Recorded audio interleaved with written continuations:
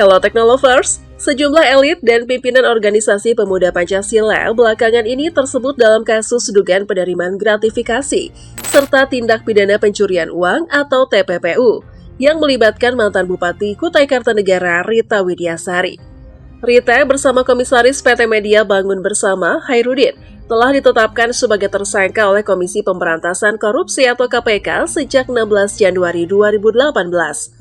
Dalam persidangan, Rita dinyatakan bersalah dan dijatuhi hukuman 10 tahun penjara atas kasus tersebut. Rita dan Hairudin diduga melakukan pencucian uang dari hasil gratifikasi yang diperoleh dari berbagai proyek serta perizinan di lingkungan pemerintah Kabupaten Kutai Kartanegara. Jumlah uang yang terindikasi dalam skema pencucian ini mencapai 436 miliar rupiah. Saat ini KPK masih terus melakukan pengembangan kasus guna menelusuri lebih jauh aliran dana tersebut. Juru bicara KPK, Tessa Mahardika Sugiarto, dalam pernyataan tertulisnya pada Rabu 5 Februari, menjelaskan bahwa dalam setiap penanganan kasus korupsi dan pencucian uang, pihaknya selalu menerapkan prinsip follow the money. Pendekatan ini bertujuan untuk melacak aliran dana yang diduga berasal dari tindak pidana guna menemukan pihak-pihak yang terlibat serta mengembalikan aset hasil korupsi kepada negara. Pernyataan tersebut disampaikan sehubungan dengan penggeledahan yang dilakukan di rumah Ketua Umum Majelis Pimpinan Nasional atau MPN Pemuda Pancasila, Djapto Sulistyo Suryo Sumarno.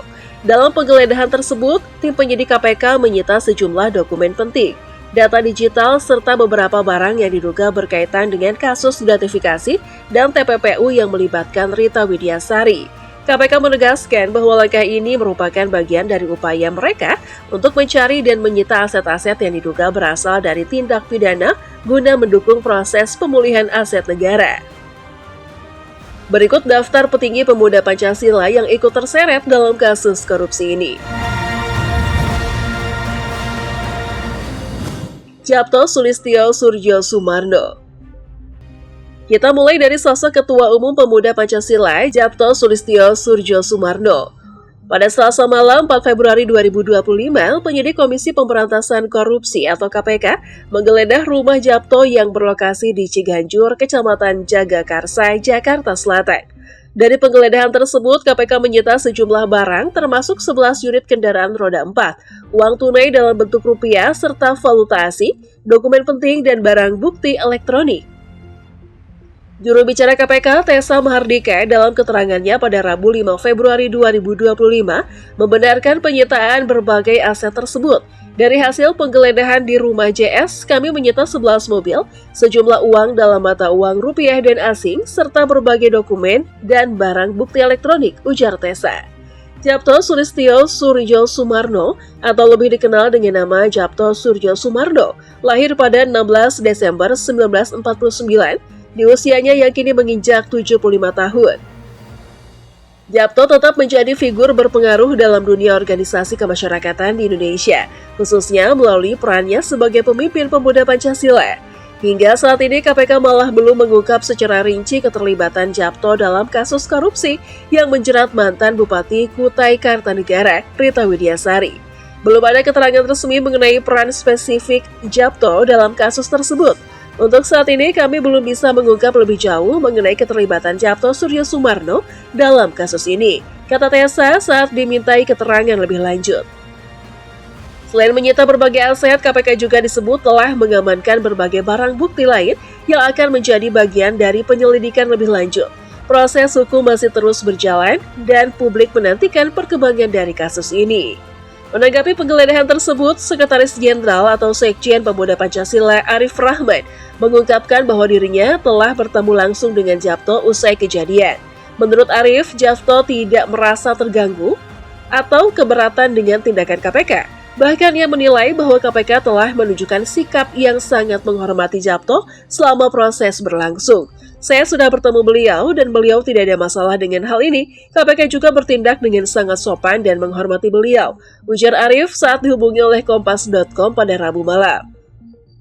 Arif juga menambahkan bahwa Japto menyerahkan seluruh proses hukum kepada pihak berwenang dan tidak memberikan arahan khusus kepada pemuda Pancasila terkait kasus ini. Pak Japto merespon dengan santai, beliau hanya mengatakan bahwa semua harus mengikuti proses hukum yang berlaku. Tidak ada instruksi atau arahan tertentu kepada kami terkait situasi ini, kata Arif. Hingga kini kasus ini masih dalam tahap penyelidikan lebih lanjut dan publik menunggu bagaimana perkembangan selanjutnya, terutama mengenai apakah ada keterkaitan lebih jauh antara Japto Suryo Sumarno dan kasus gratifikasi yang melibatkan Rita Widiasari. Ahmad Ali.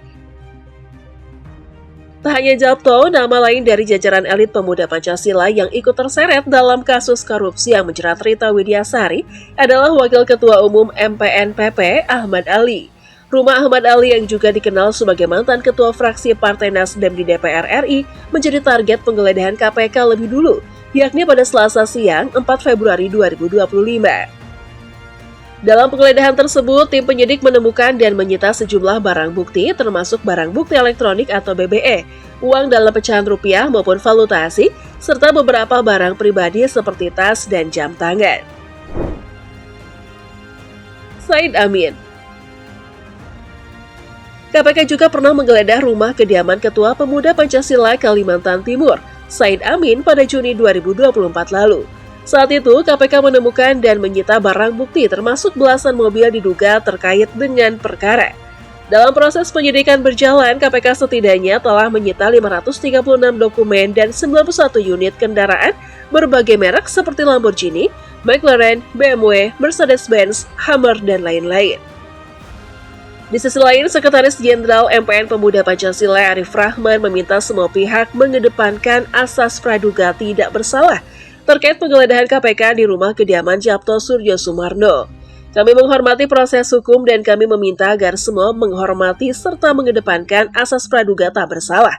Sebelumnya, dalam proses penyidikan berjalan, KPK setidaknya telah menyita 536 dokumen dan 91 unit kendaraan berbagai merek seperti Lamborghini, McLaren, BMW, Mercedes-Benz, Hummer, dan lain-lain. Banyak kendaraan diatasnamakan pihak lain termasuk perusahaan dan kakak ipar Rita yang merupakan manajer Timnas Indonesia, Endri Erawan. Rita bersama Komisaris PT Media Bangun Bersama Hairudin ditetapkan sebagai tersangka oleh KPK pada 16 Januari 2018. Rita dan Hairudin diduga mencuci uang dari hasil tindak pidana gratifikasi dalam sejumlah proyek dan perizinan di lingkungan pemerintah Kabupaten Kutai Kartanegara sebesar 436 miliar rupiah. Mereka diduga membelanjakan penerimaan hasil gratifikasi tersebut untuk membeli kendaraan yang menggunakan nama orang lain, tanah, uang tunai maupun dalam bentuk lainnya. Rita kini tengah mendekam di Lapas Perempuan Pondok Bambu setelah dijatuhi hukuman 10 tahun penjara oleh Pengadilan Tindak Pidana Korupsi Tipikor Jakarta pada 6 Juli 2018 yang terbukti menerima gratifikasi sebesar 110,7 miliar rupiah dan suap 6 miliar rupiah dari para pemohon izin dan rekanan proyek.